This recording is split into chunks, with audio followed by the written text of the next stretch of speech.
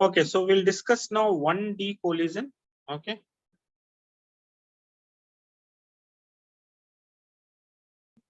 Let's talk about 1D. In the previous class, we discussed for 1D and 2D. Now let's concentrate on just one-dimensional collision.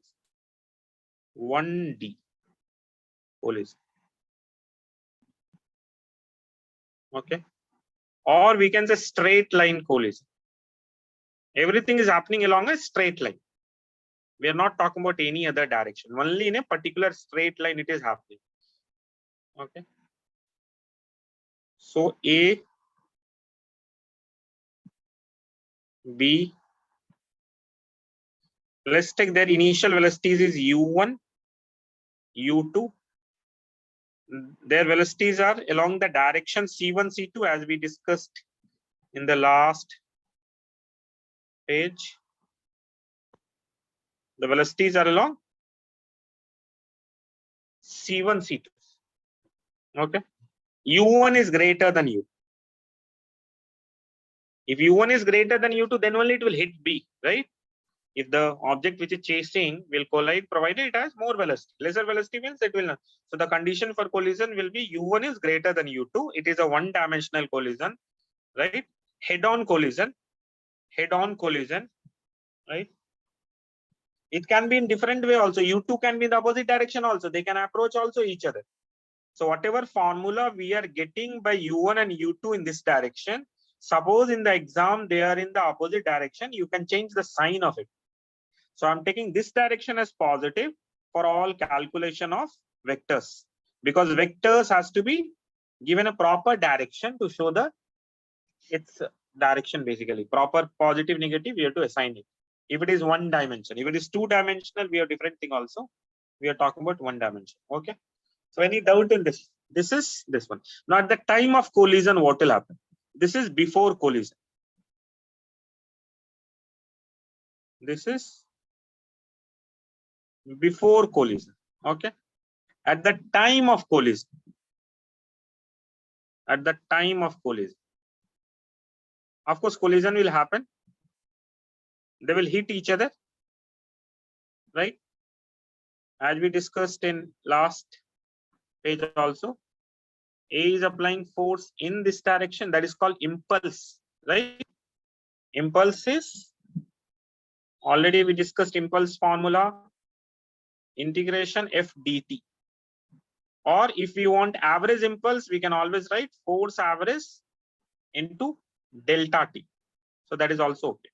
Okay, so this is the impulse. Basically it is a small duration force. So force into time will be impulse, which also we discussed is nothing but the change in momentum for that particular object. So this is the impulse. So what A is doing, A is applying an impulse on B in the forward direction, right? A is applying impulse on B in the forward direction, and B in return will apply the impulse on A in the backward direction.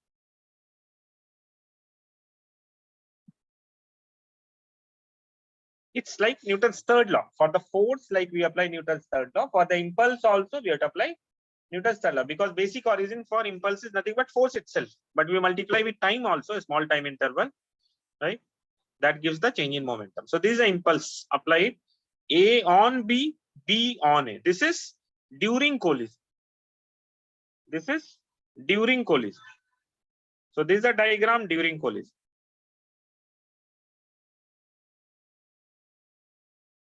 Now you can see during collision here, there is no external force applied on any object other than A and B. A is applying on B, B is applying on A.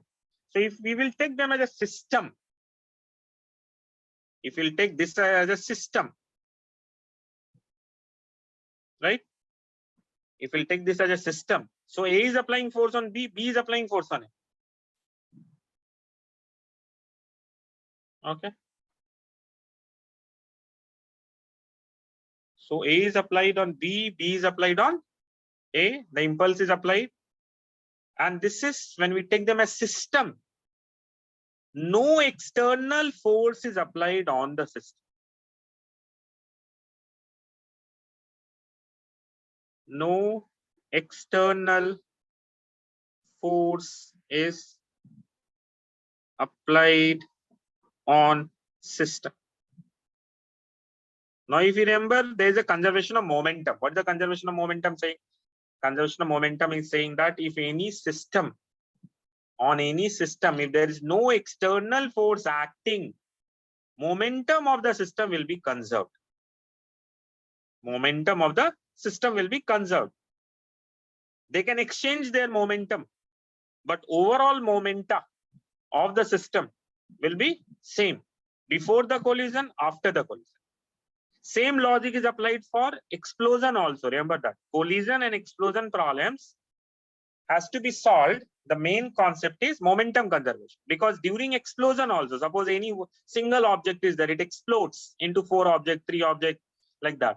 So momentum, initial momentum equal to final momentum. Suppose the object is initially at rest, right? That is, initial momentum is 0 and it explodes suddenly into 3-4 parts. Then the overall momentum of all the parts together again has to be 0. Because initially the momentum was 0.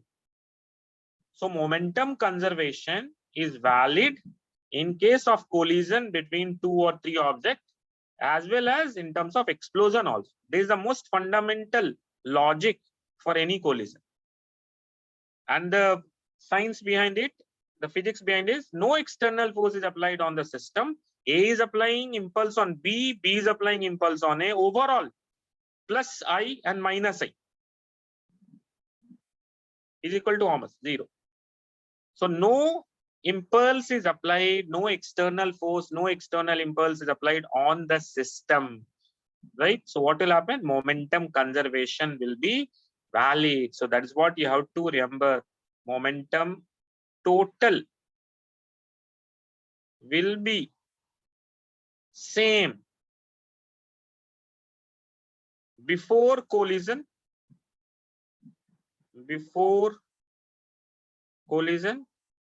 and after collision. Okay.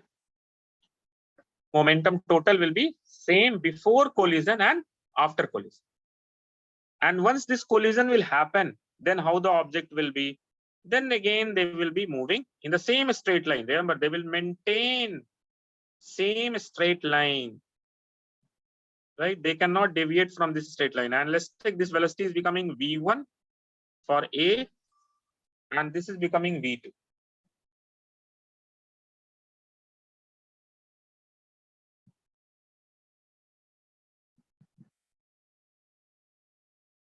Okay. Let's take the masses also. M1. This is M2.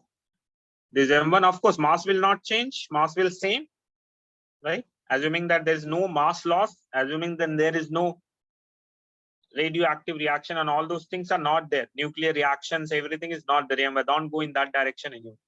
No nuclear reaction, mass is not changing. So during the collision, they hit each other. That is called impulse. They apply impulse on each other. After that, they come out with different velocities. Okay. And since initial momentum, since total momentum will be same initially and finally, so we can say initial momentum Pi total, right, will be equal to P1 plus P2, which will be equal to, already we have taken this direction as positive, so we can write this as M1 U1 plus M2 U2. So Pi total will be M1 U1 plus M2 U2. Total initial momentum will be this. Similarly, P final total will be P1 plus P2, P1 final plus P2 final, which will be equal to M1 V1 plus M2 V2. Here also we can write this as initial, this as initial. Okay, so these are the momentum initially and finally. Now momentum initial total, remember total, not individually. A momentum and B momentum individually we can't conserve, because A as a system external impulse is there by B. B as a system, external impulse is there by A. When A and B together, when we are taking, then only impulse is getting cancelled.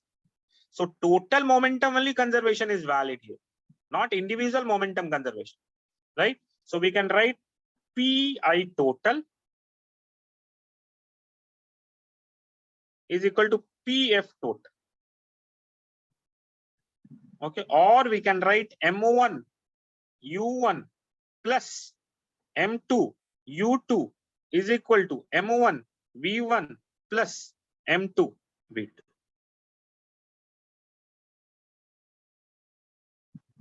So this is the most fundamental law of collision, momentum conservation. M1 U1 plus M2 U2 is equal to M1 V1 plus M2 V2. Remember, I am taking the direction positive this side as it is already shown. That's what momentum is, all positive, because same direction I have taken. But suppose in the exam, the opposite direction they are having, like U2 is suppose in the opposite direction, you can always take a negative sign with it. So that we have to show that it is on opposite direction. Because remember, vector direction is very, very important. Magnitude as well as direction. Direction is equally important. If you take a wrong direction, wrong equations will come. So I'm taking all vectors U1, U2, V1, V2 in same direction.